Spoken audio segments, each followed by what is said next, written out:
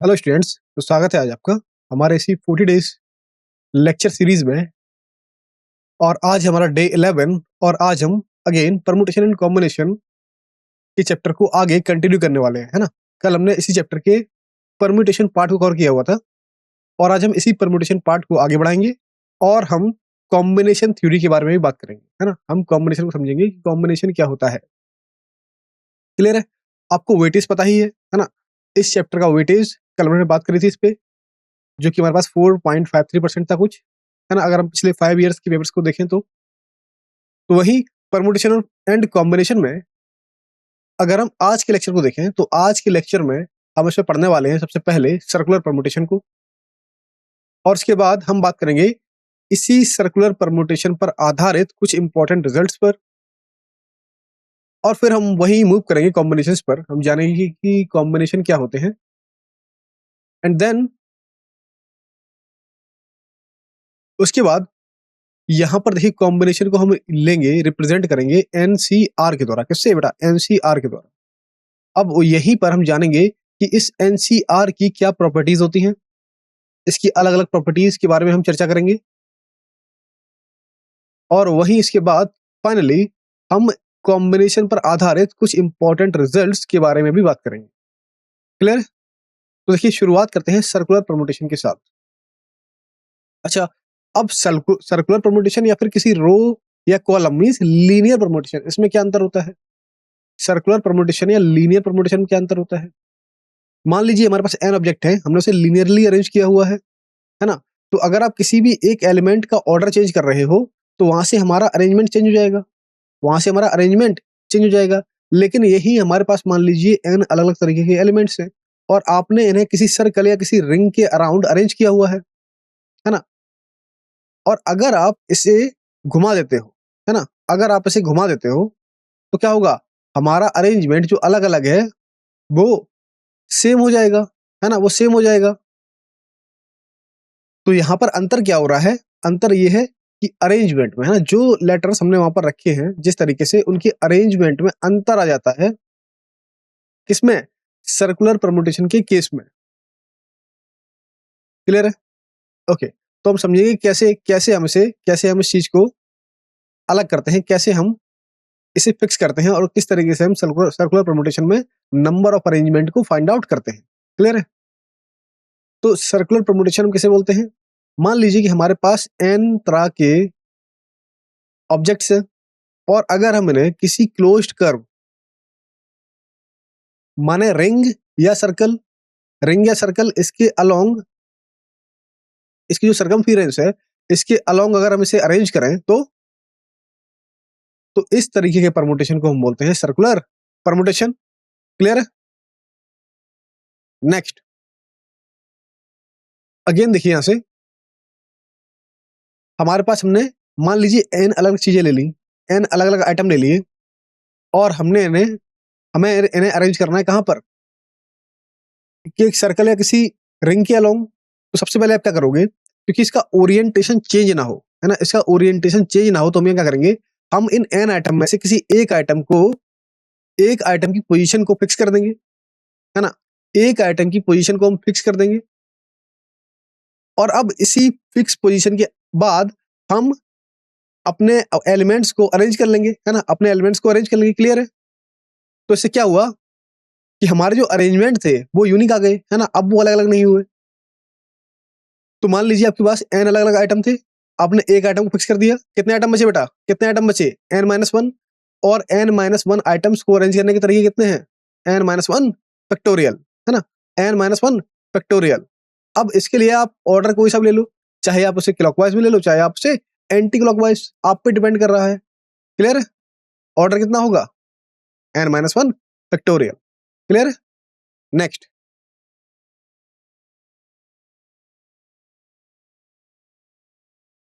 अब देखिए, चाहे आप क्लॉकवाइज परमुटेशन ले लो, चाहे आप एंटी क्लॉकवाइज परमुटेशन ले लो, ये हमेशा ही सेम होते हैं, है ना, ये हमेशा ही सेम होते हैं।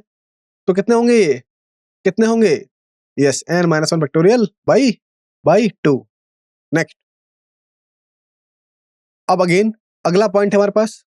मान लीजिए हमारे पास n अलग अलग आइटम थे और हमने इन्हीं n अलग अलग आइटम्स को एक सर्कुलर फॉर्म में रखा, है ना, सर्कुलर फॉर्म में रखा, और हमें क्या मिला कि इन एन आइटम में से कुछ आर आइटम एक जैसे हैं, है ना, एन आइटम में से आर आइटम कुछ एक जैसे हैं,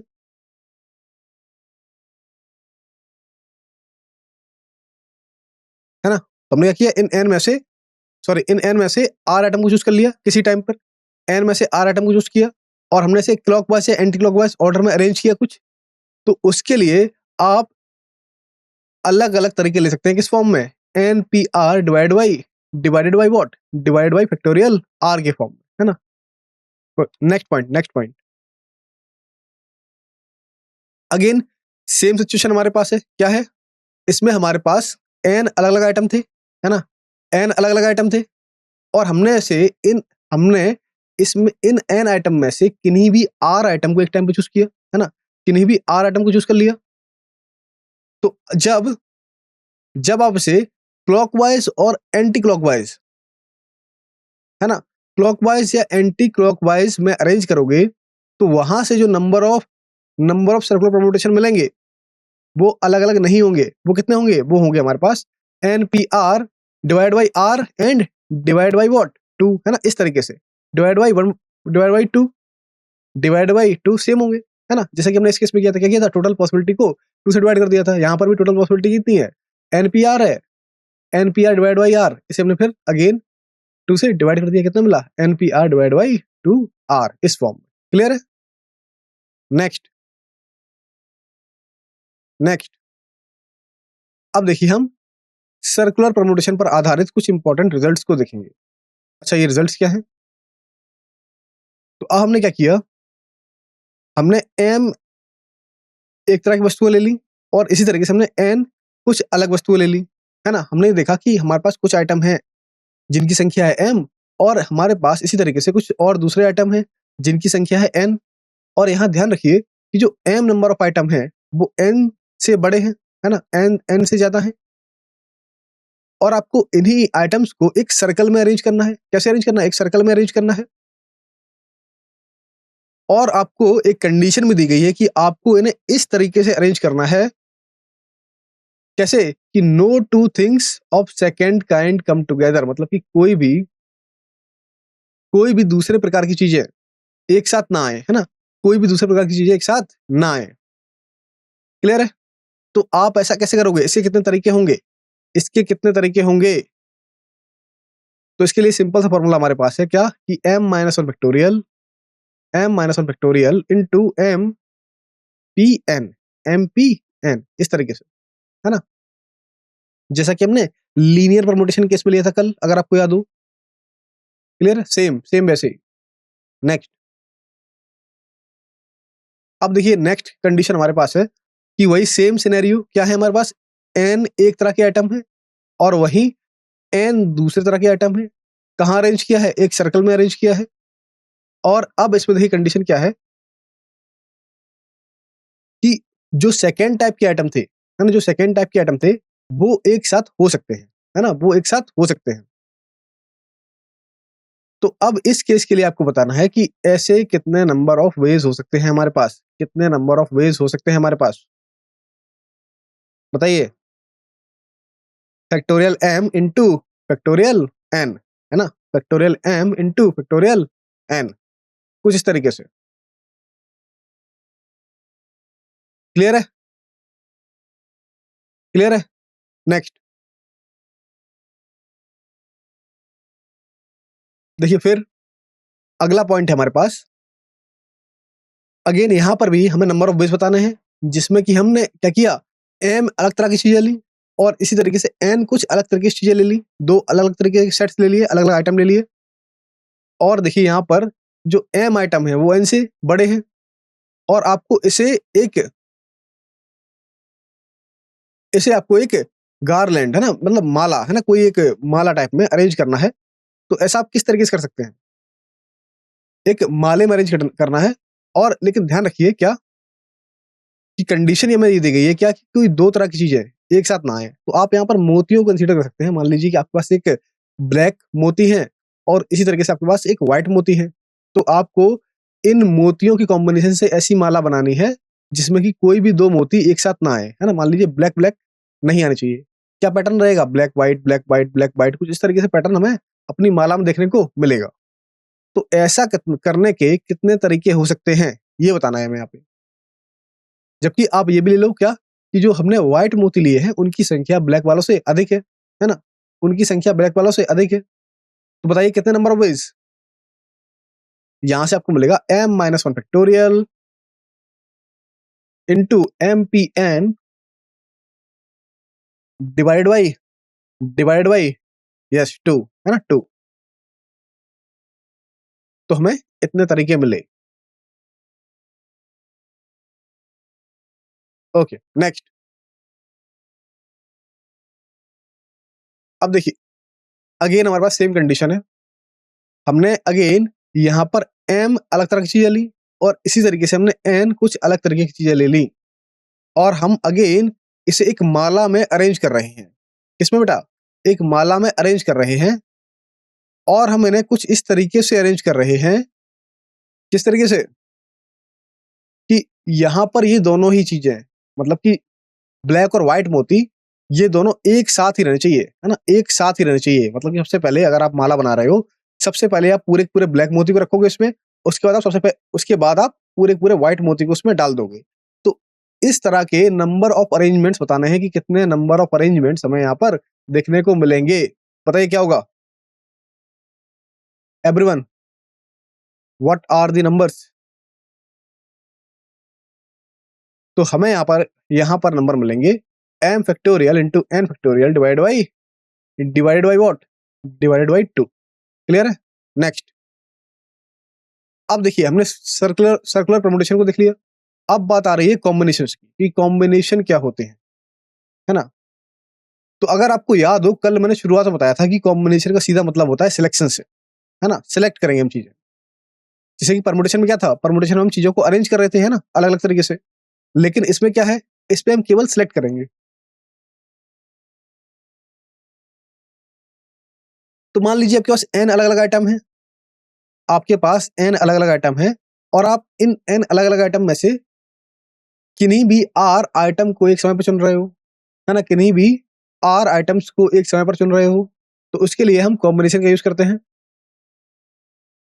और इस कॉम्बिनेशन को हम देते हैं कुछ इस तरीके से NCR की फॉर्म। इस फॉर्म में NCR की फॉर्म।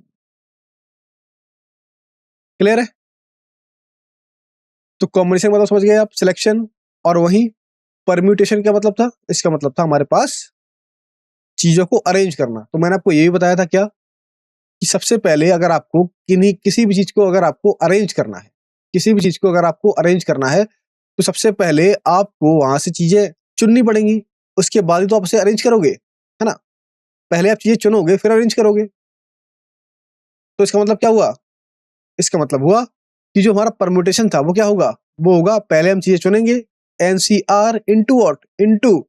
अब अगर आपके पास n आइटम है तो इन्हें अरेंज करने के लिए क्या तरीके होंगे? तो n में से आपने r को चूज किया, है ना? n में से आपने r आइटम को चूज किया, तो इन्हें अरेंज करने के कितने तरीके होंगे? r factorial. तो सिंपली क्या मिलेगा हमें? NPR is equal to what? NCR times r factorial. Clear है? तो अब देखिए NCR दिया जाता है कुछ इस तरीके से, कभी कभी हम इसे इस तरीके से ब्रैकेट के फॉर्म में भी लिखते हैं, है ना? ब्रैकेट के फॉर्म में भी लिखते हैं और इसके लिए हम फॉर्मुला यूज करते हैं क्या? Factorial n directly upon factorial r into n minus R factorial. n minus R factorial. अब देखिए ये क्या है? ये इतना, ये फैक्टोरियल n और n minus one factorial r। इसे क्या लिख सकते हो आप? इस एक्सप्रेशन को क्या लिखोगे आप? np npr divided by factorial r, है ना? Divide by what? Divide by factorial r। Clear है? Okay, next.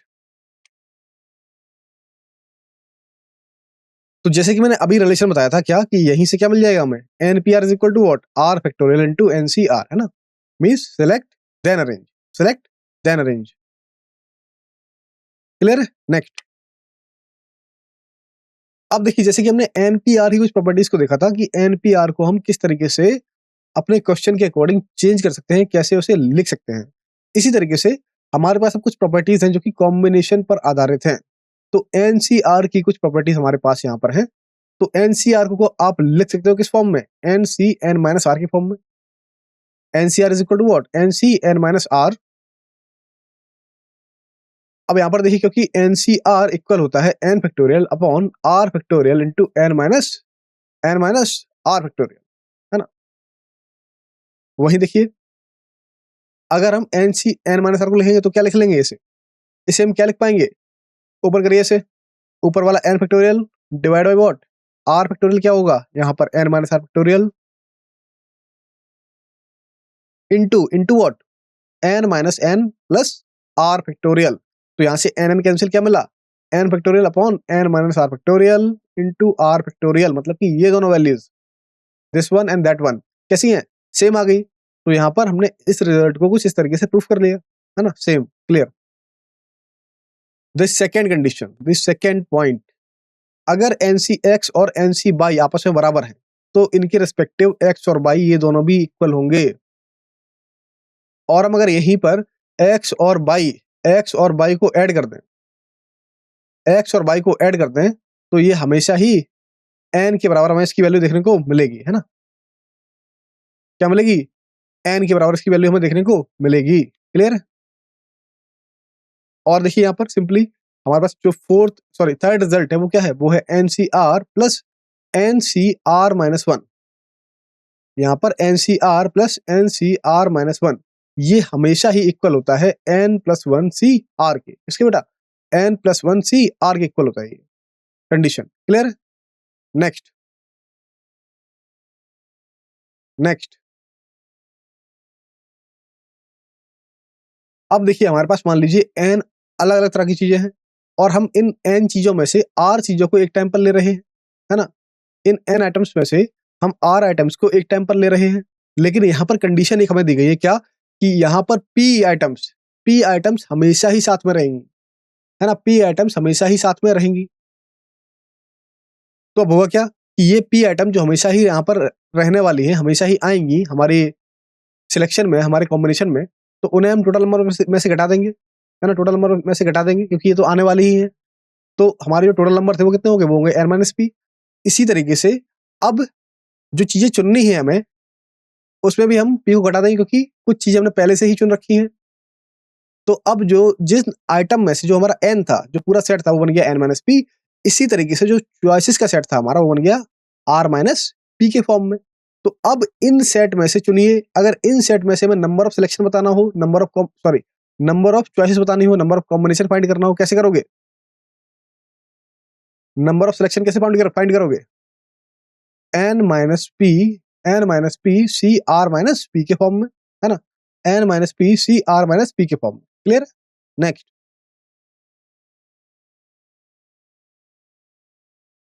अब हमारे पास एक दूसरी कंडीशन है। इस कंडीशन में क्या है कि अगेन हमारे पास एन आइटम्स है और ये एन आइटम सारे के सारे अलग अलग हैं, है ना, ये सारे के सारे एन आइटम्स अलग अलग हैं और हम यही इन एन आइटम्स में से एक टाइम पर आर आइटम्स को चूज कर रहे हैं, है ना, आर आइटम्स को चूज कर रहे हैं। लेकिन एक कंडीशन है यहाँ पर भी है, क्या, कि जो पी इवेंट है ना, जो हमारा पी आइटम है, ये कभी भी नहीं आएगा हमारे सिलेक्शन में, ये कभी भी हमारे सिलेक्शन में नहीं आएगा। हमने यहाँ पर एक आइटम को मतलब हटा दिया है। टोटल आइटम कितने सेट करने थे, टोटल आइटम हमें आर सेलेक्ट करने थे। अब हमने एक आइटम को अपने एन में से हटा दिया है, तो एन क्या बन गया हमारा, एन बन गया हमारा एन माइनस पी।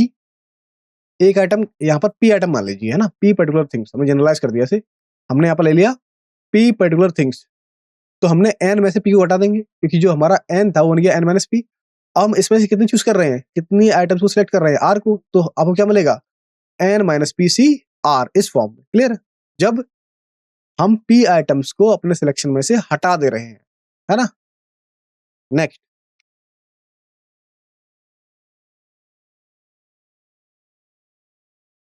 अब देखिए यहाँ पर एक थर्ड फॉर्मूला है हमारे पास। तो हमें यहाँ पर मान लीजिए हमारे पास अगेन एन अलग अलग आइटम है, हमारे पास एन अलग अलग आइटम है और इसमें से हमें या तो जीरो या फिर जीरो से अधिक, अगर आइटम्स को चूज करना है तो हम वो किस तरीके से करेंगे, इसका फॉर्मूला क्या होता है, इसका फॉर्मूला होता है कि NC0 मतलब कि हमने n में से कुछ चूज नहीं किया, NC1 मतलब कि हमने n में से एक आइटम को चूज कर लिया, इसी तरीके से NCN लास्ट में, है ना। तो यहां पर देखिए, जब आप किसी आइटम को चुन रहे हो तो उसके लिए दो पॉसिबिलिटी है कि या तो आप एक आइटम को चुनोगे या फिर आप एक आइटम को नहीं चुनोगे। तो आपको क्या होगा, हर एक एन के लिए क्या मिलेगा, हर एक एन के लिए कितनी पॉसिबिलिटीज, दो पॉसिबिलिटी, हर एक आइटम के लिए दो पॉसिबिलिटीज, क्या कि या तो आप उसे चुन रहे हो या फिर आप उसे नहीं चुन रहे हो। क्या होगा, 2 × 2 × 2 कितने टाइम्स, n टाइम्स, क्या मिलेगा, 2⁻n, और उसे हम कुछ इस तरीके से यहां पर लिख सकते हैं। क्लियर है। नेक्स्ट,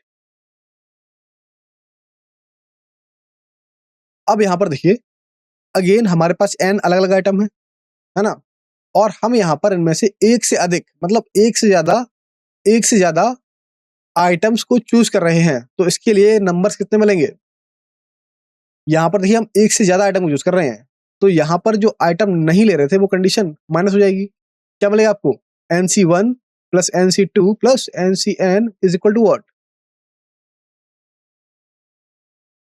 2⁻n-1, क्योंकि यहां पर ये जब हम किसी भी आइटम को नहीं चुन रहे थे ये माइनस हो जाएगा हमारे। क्लियर है। नेक्स्ट,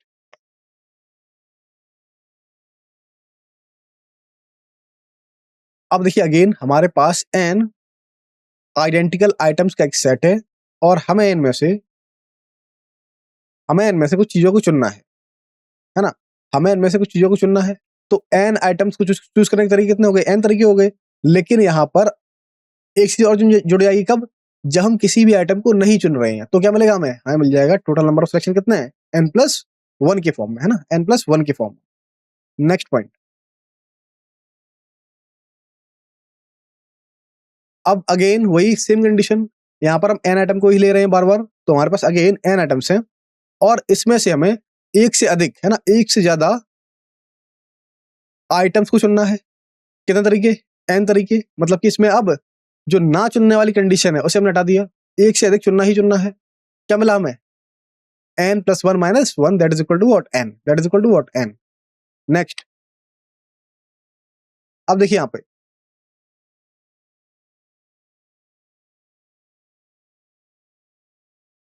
हमारे पास अब की बार जो नंबर ऑफ आइटम्स दिए गए हैं वो हमें दिए गए हैं P+Q+R के फॉर्म में।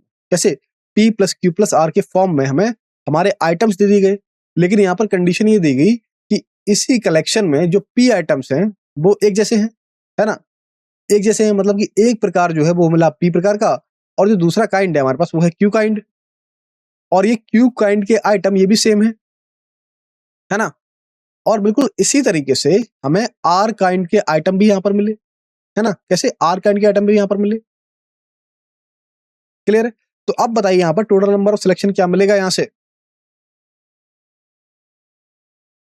What is the total number of selection, yes, यहाँ पर क्या मिलेगा आपको, P+1 × Q+1 × R+1 एंड -1। यहाँ पर हम वो कंडीशन हटा रहे हैं जिसमें कि हम किसी चीज को नहीं चुन रहे हैं। क्या मिलेगा, P+1 × Q+1 plus R+1 minus whole -1। Clear है। नेक्स्ट, अब देखिए अगला रिजल्ट हमारे पास है,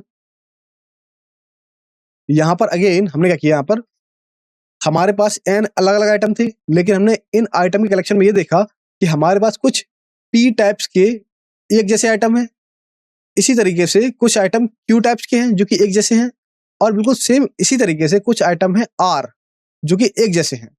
तो इसमें बताइए कि नंबर ऑफ सिलेक्शन कितने होंगे, इसमें नंबर ऑफ सिलेक्शन कितने होंगे, इसमें हमें नंबर ऑफ सिलेक्शन कितने मिलेंगे, हमें मिलेगा P+1 × Q+1 × R+1 times what, times total कितना, 2⁻n-1, है ना, इस फॉर्म में कुछ। तो इस फॉर्मूले को भी याद रखिएगा। नेक्स्ट, अगेन अगेन यहां पर देखिए, तो यहां पर देखिए हमें सेट ऑफ 2 आइटम्स का कलेक्शन दिया गया है, यहां पर हमें 2 आइटम्स का कलेक्शन दिया गया है। तो हमने एक प्रकार का आइटम मान लिया M, और दूसरी तरह का हमने आइटम मान लिया N, है ना, एक तरह का आइटम हो गया हमारे पास M, और दूसरी तरह का आइटम हो गया हमारे पास N। तो अब इन M और N आइटम में से हमें कुछ R आइटम्स को चूज करना है। क्लियर है, हमें कुछ R आइटम्स को चूज करना है, तो हम वो किस तरीके से करेंगे, हम वो किस तरीके से करेंगे? तो यहाँ पर जो भी ऐसे r आइटम्स को चुनने का तरीका होगा, वो हमेशा x to the power r के मल्टीपल, है ना, x to the power r की कोफिशिएंट के इक्वल होगा। किसके इक्वल? x to the power r की कोफिशिएंट के इक्वल। ये आपको याद रखना है ना? हम r आइटम को चुन रहे हैं कितने में से? m और n को। तो इसके जितने नंबर ऑफ वेज होंगे वो हमेशा x to the power r item के कोफिशिएंट के इक्वल होंगे। जैसे कि अगर हम ले लें यहाँ पर 1 plus X plus x square plus x to the power m, है ना? मतलब कि हमने क्या किया यहाँ पर, m आइटम में से या तो हमने एक को चुन लिया या फिर x को, इसी तरीके से एक्स स्क्वायर को, 2 को, 3 को, इस तरीके से हमने टोटल के टोटल आइटम को चुन लिया पहले काइंड के। और हमने क्या किया? और हमने इन n में से आइटम्स को चुना, या तो एक चुना या फिर x चुन लिया या फिर ऐसे ही एक्स स्क्वायर, इसी तरीके से x to the power n, इन कुछ आइटम्स को चुन लिया।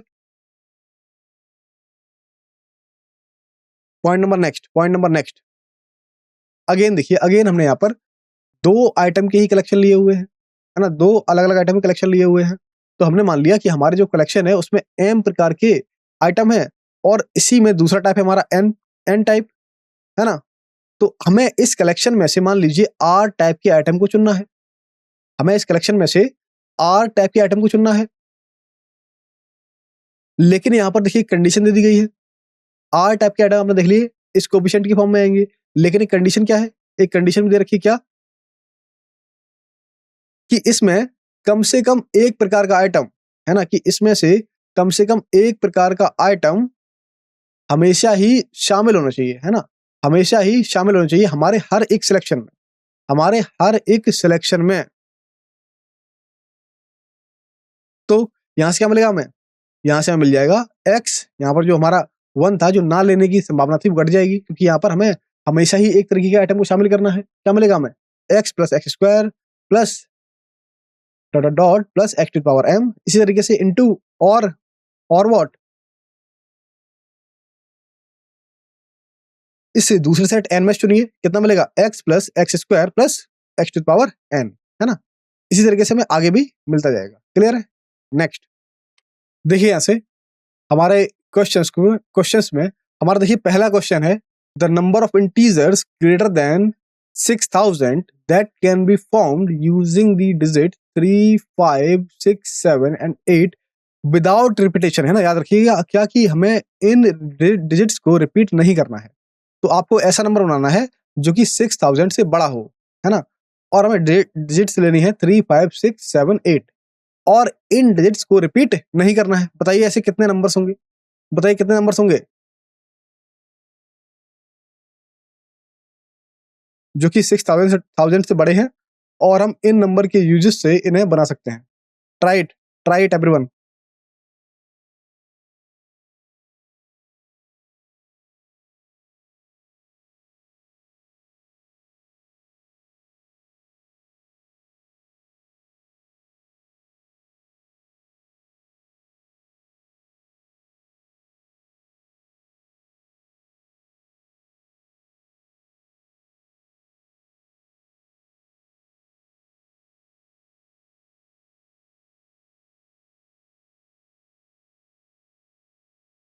ओके ओके, देखिए सॉल्यूशन देखेंगे इसका।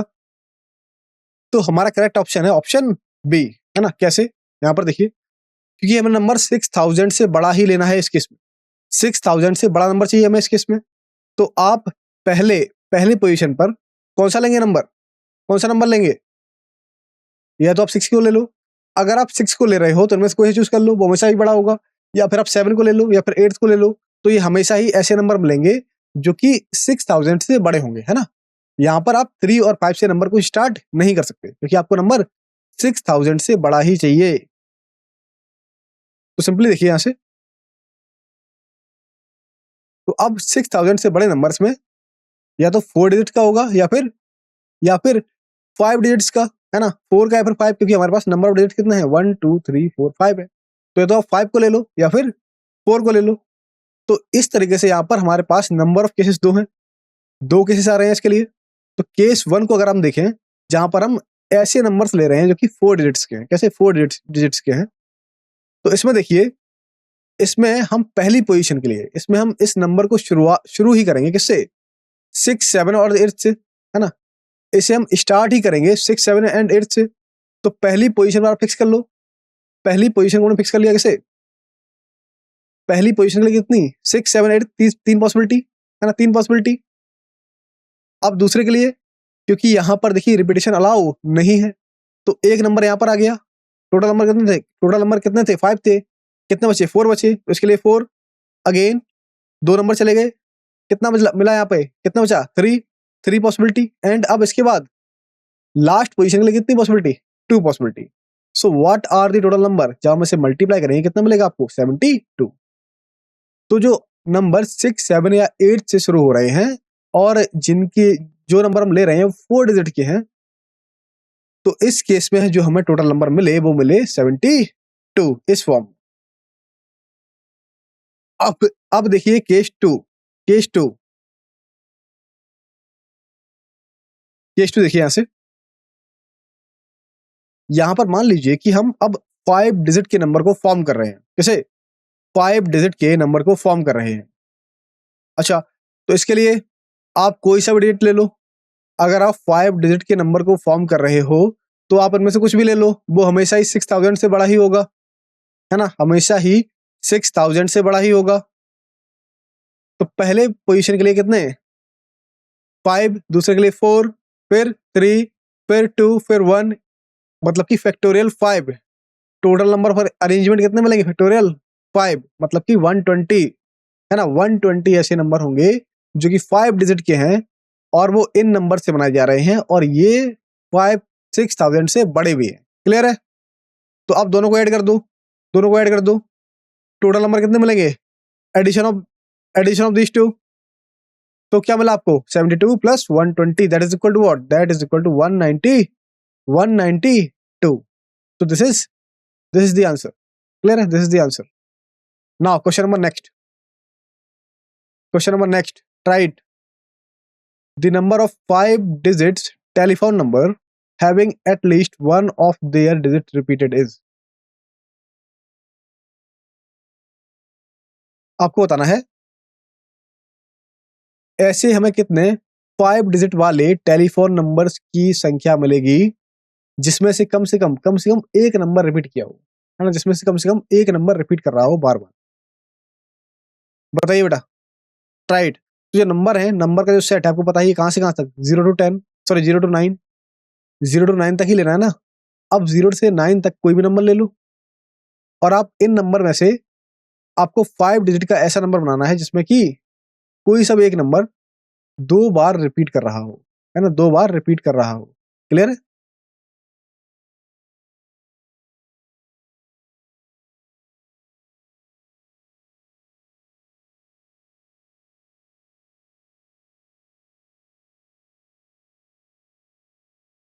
ट्राई बेटा, ट्राई इट एवरीवन।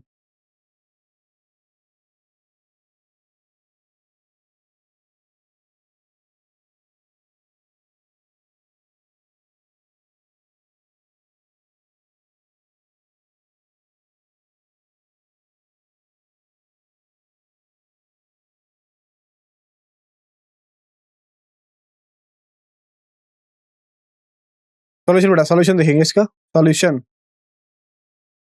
तो इसका करेक्ट ऑप्शन है ऑप्शन डी, है ना। Option option what? Option D. आपको 5 डिजिट वाले टेलीफोन नंबरों की संख्या बतानी है। तो हमारे पास जो अवेलेबल नंबर है हमारे सेट में, हमें पता है क्या है, 0 to 9, है ना। आपको इन नंबर्स में से 5 डिजिट के नंबर बनाने हैं, है ना। तो आप इनमें से कोई सा भी 5 डिजिट ले लो। तो कितने नंबर मिलेंगे टोटल? टोटल नंबर कितने मिलेंगे जब रिपीटेशन अलाउ हो? जब रिपीटेशन अलाउ हो, है ना। कितना बेटा? पहले के लिए 10, पहली पोजीशन के लिए 10 नंबर कोई सा चुन लो, दूसरे के लिए 10 नंबर, तीसरी पोजीशन के लिए भी 10 नंबर, चौथी के लिए भी 10 नंबर, ऐसी 5th पोजीशन के लिए भी 10 नंबर। क्या मिला आपको?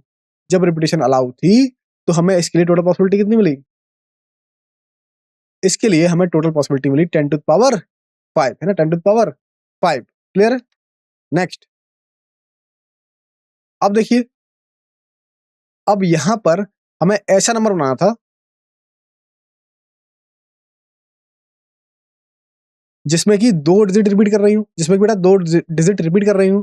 तो पहला हम वो निकालते हैं जिसमें कि रिपीटेशन अलाउ ही ना हो। मतलब कि ऐसे कितने 5 डिजिट के नंबर बनाए जा सकते हैं जिसमें कि रिपीटेशन अलाउ ही ना हो।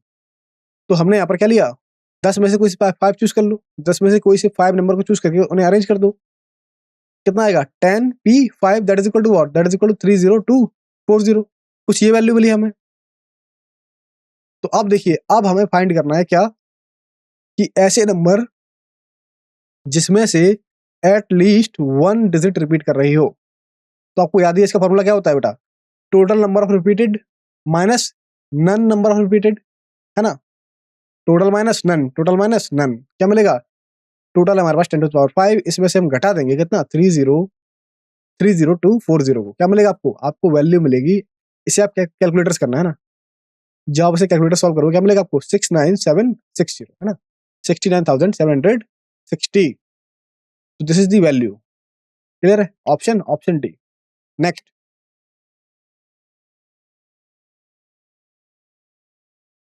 Again easy one, easy one. ये बिल्कुल वैसा ही है जैसे कल सॉल्व किया हुआ था, जैसा हमने कल सॉल्व किया था ना वैसा क्वेश्चन है ये। Try it. बोला जा रहा है क्या, in all the words with और विदाउट विदाउट मीनिंग, हमें स्मॉल के वर्ड्स को यूज करना है ना, और हमें ऐसे डिक्शनरी में अरेंज करना है, और हमें बतानी है कि स्मॉल की पोजीशन क्या होगी, है ना, स्मॉल वर्ड की पोजीशन क्या होगी। So again this is a rank problem, है ना, रैंक प्रॉब्लम। कल हमने इससे बात करी हुई थी। ट्राई करिए इसे, ट्राई इट बेटा, try it everyone, take your time.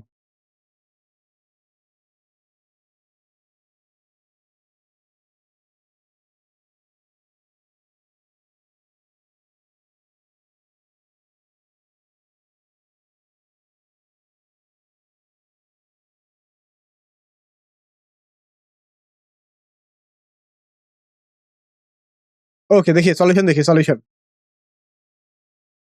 तो करेक्ट आंसर है हमारा डी, है ना, कौन सा डी, विच वन, डी। देखिए कैसे, तो यहां पर पहले मान लेते हैं कि अगर डिक्शनरी में इस लेटर को लिखेंगे किसे, स्मॉल को, तो पहला हमारा आएगा ए, उसके बाद ए के बाद फिर एल आएगा, फिर एम आएगा, फिर एस आएगा, कुछ इस तरीके से आएगा। क्लियर है। सबसे पहले हमने ए को ले लिया, अब बचे कितने, बचे हैं 4। 4 लेटर्स को कैसे अरेंज करेंगे, 4 लेटर को अरेंज करने के नंबर्स फैक्टोरियल 4, लेकिन इनमें से 2 लेटर एक जैसे हैं, एल और एल, तो इसे डिवाइड करना पड़ेगा इससे 2 फैक्टोरियल से। So 4 factorial divided by 2 factorial that is equal to 12, that is equal to what, that is equal to 12। अब देखिए अगेन, अब मान लीजिए कि हमारा नंबर शुरू हो रहा है एल से, है ना, हमारा नंबर शुरू हो रहा है एल से। कितने नंबर बचे, कितने नंबर बचे, एस एम ए एल, ये बचा। तो इन्हें अरेंज करने के तरीके, इन नंबर्स को अरेंज करने के तरीके कितने हो गए, 4 factorial that is equal to what, 24। Next, अब अगेन मान लीजिए कि हमारा नंबर शुरू हो रहा है एम से, किससे बेटा, एम से शुरू हो रहा है। तो अब देखिए कितने नंबर बचे, अगेन 4 नंबर्स हमारे पास है। अब इन 4 नंबर्स को अरेंज करने के तरीके 4 फैक्टोरियल, लेकिन यहाँ पर अगेन एल और एल सेम है, तो इसे डिवाइड करना पड़ेगा किससे, 2 फैक्टोरियल से। कर दिया हमने, 4 factorial divide by 2 factorial that is equal to 12, that is equal to what, that is equal to 12। अब देखिए, अब हमें चाहिए क्या, S M A L L. अगला वर्ड कौन सा आएगा, अगला वर्ड आएगा हमारे पास एस, एस के बाद क्या ले लें, एल ले लें, सॉरी ए ले लें, एस ए। बचे कितने, बचे 3। सो 3 नंबर को अरेंज करना, कि करने के तरीके 3 फैक्टोरियल डिवाइड बाई व्हाट, इसमें देखिए 2 नंबर, कौन से 2 नंबर, एल और एल अगेन सेम है, तो इसे अगेन 2 फैक्टोरियल से डिवाइड करेंगे, तो 3 factorial divide by 2 factorial that is equal to 3। अब देखिए एस ए हो गया, अब बात आ रही है एस एल की, है ना, जब हमने एस एल लिया कितने नंबर बचे, 3, है ना, 3 अलग अलग है तीनों, एम ए एल इस फॉर्म में। और ऐसे हम किस तरीके से लिख सकते हैं, कितने तरीकों से लिख लेंगे, 3 फैक्टोरियल, है ना, 3 इंटू 2 इंटू 1, 3 फैक्टोरियल फॉर्म। तो एस एल हो गया। अब अगला वर्ड आएगा एस एम, एस एम के बाद क्या आएगा बेटा, एस एम के बाद क्या आएगा, ए आएगा, है ना, उसके बाद एल आ जाएगा, एल के बाद फिर अगेन एल आ जाएगा। तो अगला इसके बाद जो नेक्स्ट वर्ड है वो हमारे पास स्मॉल ही है ना, वो क्या है, वो स्मॉल ही है। तो बताइए बेटा किस पोजीशन पे होगा? 12 plus 12 plus 24 plus 3 plus 6 plus 1, इस पोजीशन पे कितना मिला? 58th, है ना? 58th पोजीशन पर हमें ये वर्ड मिला, कौन सा? स्मॉल, है ना? किस पोजीशन पे बेटा? 58th पोजीशन पे हमें वर्ड मिला स्मॉल। क्लियर है एवरीवन? ओके, नेक्स्ट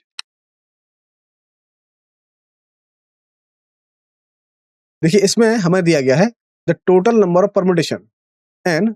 हमें यहाँ पर total number permutation n find करना है, जिसमें कि हम क्या कर रहे हैं, हम अलग अलग चीजों को आर टाइम से ज्यादा नहीं ले रहे हैं, है ना? अलग अलग चीजों को आर टाइम से ज्यादा नहीं ले रहे हैं।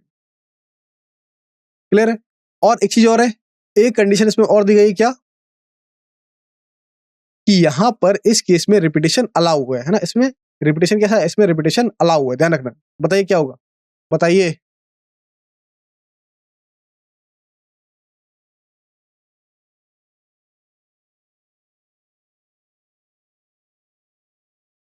आप अलग अलग चीजों को आर टाइम से ज्यादा नहीं ले सकते, लेकिन रिपीटेशन अलाउ है। हमारे पास चीजें कितनी है? टोटल नंबर ऑफ थिंग्स कितनी है? एन है ना? एन है। Try it, try it everyone.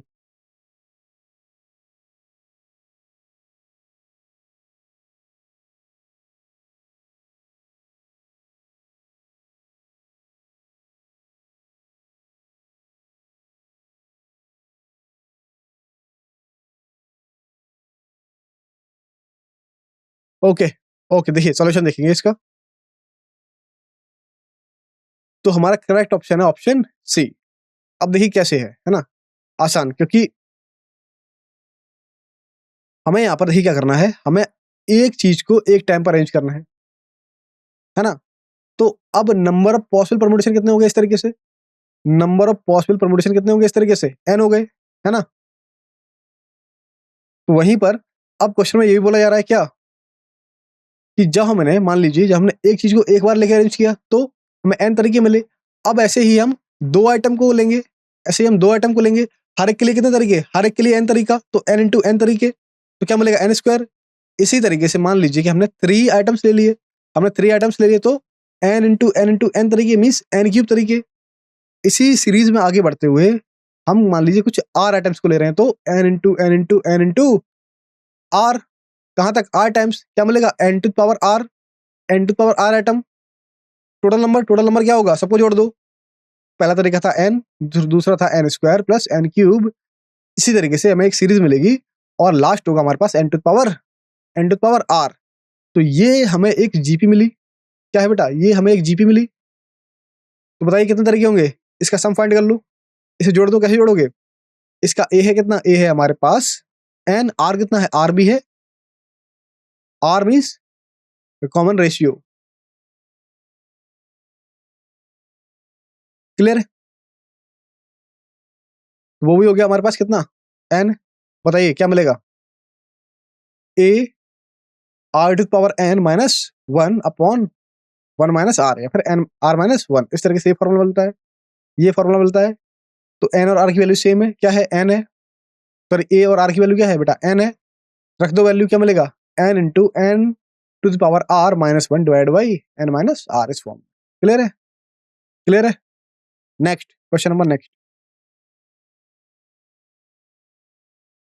अब देखिए सिंपली हमें प्रूफ करना है कि N P R minus one divide by A that is equal to N P R divide by B and that is equal to N P R plus one divide by C. अगर ये तीनों values आपस में equal हैं तो आपको A B C इनमें relation बताना है ना?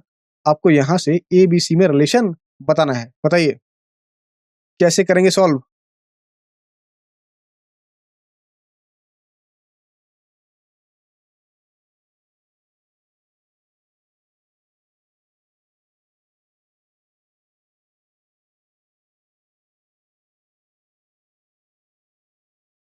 एवरीवन,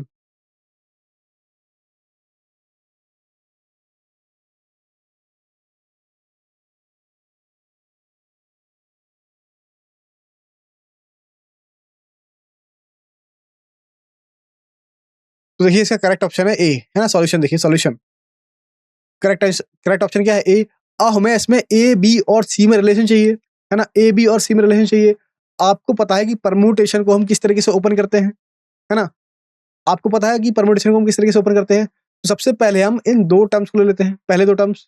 तो इनसे क्या मिलेगा? ओपन करिए परम्यूटेशन को ओपन करिए, क्या मिलेगा? ऊपर मिलेगा हमें n factorial divide by what? Divide by n minus r, r minus minus plus plus 1 factorial divided by a, that is equal to what? That is equal to n factorial divided by n minus r factorial by b। इस form में मिलेगा। अब यहाँ से ये values cancel, क्या मिला यहाँ पे? यहाँ से देखिए, इसे क्या लिखोगे आप? इसे क्या लिखोगे? इसे लिखोगे आप n minus r plus 1 into what? Into n minus r factorial. तो n minus r factorial, n minus r factorial चला गया। क्या मिला आपको? यहाँ पर cross product b by a that is equal to what? That is equal to what? That is equal to n minus r plus 1। इस form में equation 1 हो गया हमारे पास। क्या? b by a is equal to n minus r plus 1। Clear? अब देखिए आगे, आगे हम लास्ट के 2 टर्म्स को लेंगे, इन दोनों टर्म्स को इनमें लगाइए रिलेशन यही। खोल दीजिए एनपीआर को, क्या मिला? Factorial n upon n minus r factorial divide by b that is equal to n factorial divide by n minus r minus 1 factorial divide by c, divided by c। तो n गया, n गया। इसे क्या लिख लोगे? इसे लिख लोगे आप n minus r into n minus r minus 1 factorial. तो यहाँ से n minus r minus 1 factorial चला गया, बचा क्या? बताइए। c by v is equal to n minus r, इस फॉर्म। तो अब देखिए यहां से क्या मिलेगा हमें? यहां से हमें मिलेगा क्या relation? b by a that is equal to what? n minus 1, sorry n minus r plus 1 था। तो n माइनस r क्या मिला? ये मिला हमें c बाई b, रख दो। तो b by a is equal to c by b plus 1, इस फॉर्म में। अब यहाँ पर देखिए एलसीएम वगैरह लीजिए, क्या रिलेशन मिलेगा आपको? रिलेशन मिल जाएगा B square is equal to a into B plus C, इस फॉर्म में, है ना? तो this is the relation. Clear है? Okay, question number next.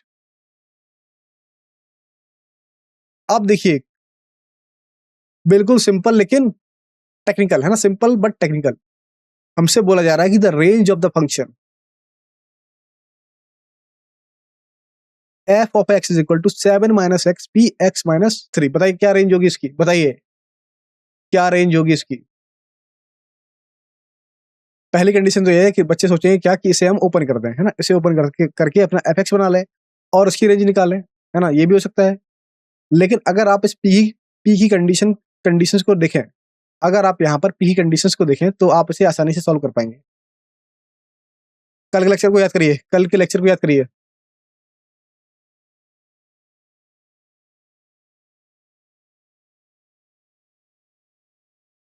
Try this, try it everyone.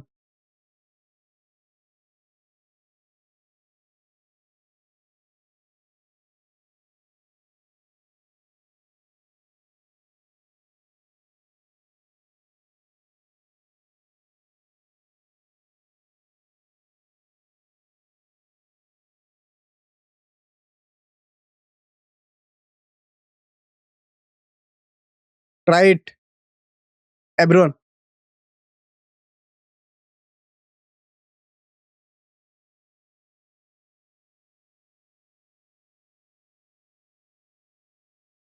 Solution बेटा, सॉल्यूशन देखेंगे। देखिए यहां से हमारा करेक्ट आंसर है, करेक्ट ऑप्शन है ए। तो यहां पर इसका सॉल्यूशन देखिए। फंक्शन था हमारे पास दिया हुआ F of x is equal to 7 minus x P x minus 3 के फॉर्म में, है ना? ये हमारा फंक्शन था। अब देखिए हमें इसकी रेंज फाइंड करनी है और आपको याद होगा कि ये फंक्शन है ना, एन पी आर, ये डिफाइन तभी होता है जब एन की वैल्यू 0 से बड़ी हो और आर भी हमारा 0 से बड़ा हो। तो इस तरीके से क्या मिलेगा हमें कि 7 माइनस एक्स दिस थिंग, ये हमेशा ही ग्रेटर इक्वल टू 0 होना चाहिए। और वहीं आर अगर आप देखो मतलब एक्स माइनस 3, ये भी हमेशा ग्रेटर इक्वल टू 0 होना चाहिए।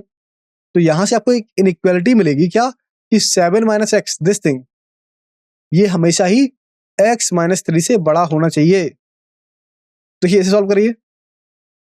अगर आप इस इनइक्वालिटी को देखें ध्यान से तो हमें क्या मिलेगा? हमें मिलेगा कि x less than equal to 7 था और x greater than equal to 3 था, है ना? यहाँ से क्या मिला? यहाँ से हमें मिला कि x greater than equal to 5 हो गया।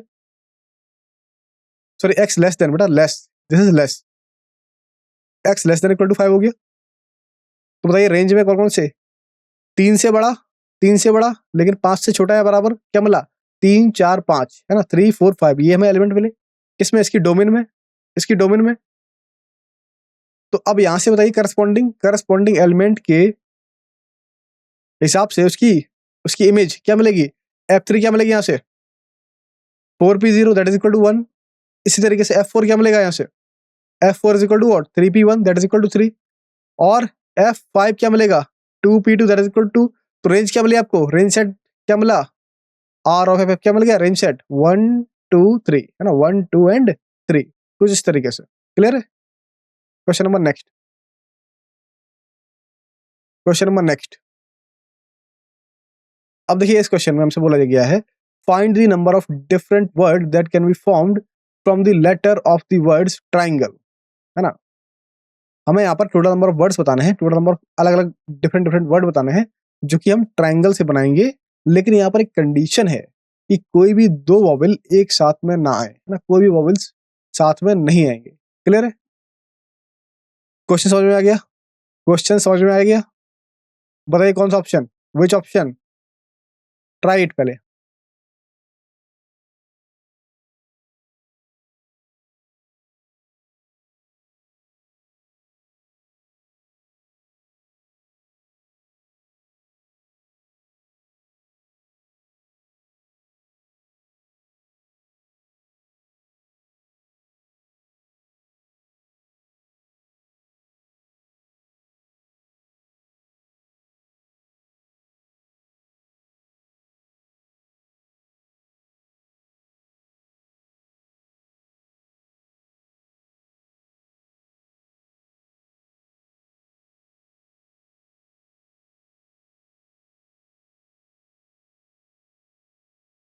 ओके, सॉल्यूशन, सॉल्यूशन देखो इसका, इसका करेक्ट ऑप्शन है ऑप्शन सी, है ना, ऑप्शन सी। आइए देखेंगे इसके सॉल्यूशन को। सॉल्यूशन देखिए बेटा, हमारे पास जो वर्ड दिया हुआ था वो था ट्राइंगल, है ना, TRIANGLE। और वही अगर हम इसमें देखें वॉवल्स को तो वो क्या है, वो है AIE, है ना, AIE ये हमारे वॉवल्स हैं। और कॉन्सोनेंट्स क्या है इसके, कॉन्सोनेंट्स है हमारे पास GLNRT, है ना। तो इस तरीके से कॉन्सोनेंट है GLNRT इस फॉर्म में।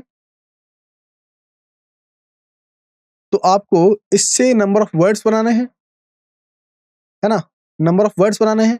लेकिन कंडीशन दी गई है कि कोई भी वॉवल्स एक साथ में नहीं आएंगे। अब देखिए 5 कॉन्सोनेंट हमारे पास दिए गए हैं, तो 5 कॉन्सोनेंट को आप 5 फैक्टोरियल से अरेंज कर लोगे अल्टरनेट पोजीशन पे, है ना। 5 कॉन्सोनेंट को आप अल्टरनेट पोजीशन पे 5 फैक्टोरियल पोजीशन से क्या कर लोगे, अरेंज कर लोगे, है ना। तो इस तरीके से हमने क्या किया कि हमने हमारे जो कॉन्सोनेंट थे GLNRT इन्हें अल्टरनेट फॉर्म में लिख दिया। मतलब हमने एक जगह यहाँ छोड़ी, एक जगह यहाँ, इसी तरीके से हमने कई सारे प्लेसेस को छोड़ा और इन्हें अल्टरनेट पोजीशन में कुछ इस तरीके से लिख दिया GLNRT के फॉर्म में, है ना। और ऐसा हमने किया कितने तरीकों से, 5 पिक्टोरियल वेज से। अब हमारे पास देखिए कि 1 2 3 4 5 6 ब्लैंक पोजीशन बची, 6 ब्लैंक पोजीशन बची जिसमें कि हम वॉबल्स को अरेंज करेंगे, जिसमें कैसे वॉबल को अरेंज करेंगे। तो हमारे पास 6 पोजीशन है, 3 वॉबल्स हैं, तो 6 पोजीशन को 3 वॉबल से भरने के लिए कितने तरीके, कितने अरेंजमेंट लगेंगे, 6p3, है ना, 6p3 वेज। तो इस तरीके से टोटल नंबर ऑफ वेज कितने आ गए बेटा, यहाँ पर इन कॉन्स्टेंट को भरने के लिए कितने, 5 factorial into what, into 6p3, into 6p3 कितना मिला आपको 120 इंटू 120 इंटू, इसे खोल दो, ओपन करो इसे, 6 into 5 into 4 that is equal to what 14400, है ना, ये नंबर मिला कुछ। तो दीज आर दी पोजीशंस।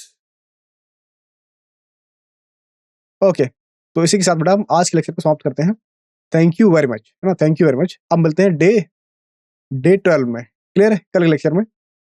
लेकिन आपको याद रखना है कि DPP मॉक्स डेली, है ना, डेली सॉल्व करना है।